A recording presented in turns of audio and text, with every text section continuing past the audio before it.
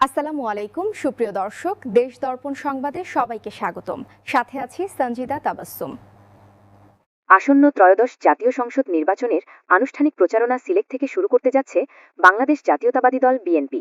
বৃহস্পতিবার ২২ জানুয়ারি সিলেটে একাধিক কর্মসূচির মধ্য দিয়ে দলটির চেয়ারম্যান তারেক রহমান আনুষ্ঠানিকভাবে নির্বাচনী প্রচারণায় নামবেন। এর আগে বুধবার ২১ জানুয়ারি রাতে বিমানযোগে সিলেটে পৌঁছাবেন তারেক রহমান। তার সঙ্গে বিএনপির কেন্দ্রীয় পর্যায়ের শীর্ষ নেতৃবৃন্দ উপস্থিত থাকবেন। সিলেটে পৌঁছে তিনি সার্কিট হাউসে রাত্রি যাপন করবেন। বৃহস্পতিবার সকালে হজরত শাহজালাল ওরফে এবং হজরত শাহপরান ওরফের মাজার জিয়ারত করবেন। এরপর বিমানবন্দর এলাকার একটি হোটেলে আয়োজিত যুব সমাবেশে ভাষণ দেবেন তিনি।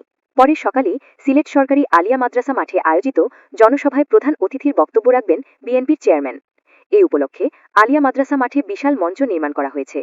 জনসভা থেকে সিলেট ও সুনামগঞ্জ জেলার বিএনপির সংসদ সদস্যপদ প্রার্থীদের পরিচয় করিয়ে দেবেন তারেক রহমান। প্রায় ২২ বছর পর সাংগঠনিক সফরে সিলেট আসছেন তিনি।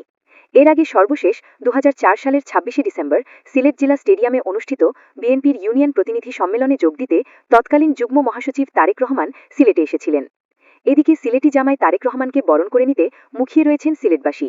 তার আগমনকে কেন্দ্র করে সিলেট জেলা ও মহানগর বিএনপি ব্যাপক প্রস্তুতি সম্পন্ন করেছে।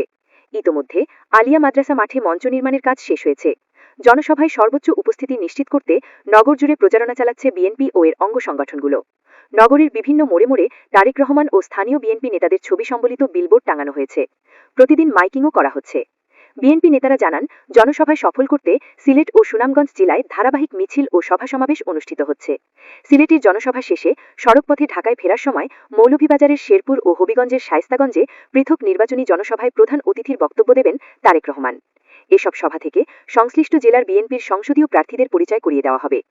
সিলেট জেলা বিএনপির সভাপতি আব্দুল কাইয়ুম চৌধুরী বলেন, তারেক রহমানের আগমনকে কেন্দ্র করে সব ধরনের প্রস্তুতি সম্পন্ন করা হয়েছে। আলিয়া মাদ্রাসা মাঠের জনসভা স্মরণকালের অন্যতম বৃহৎ জনসভায় পরিণত হবে।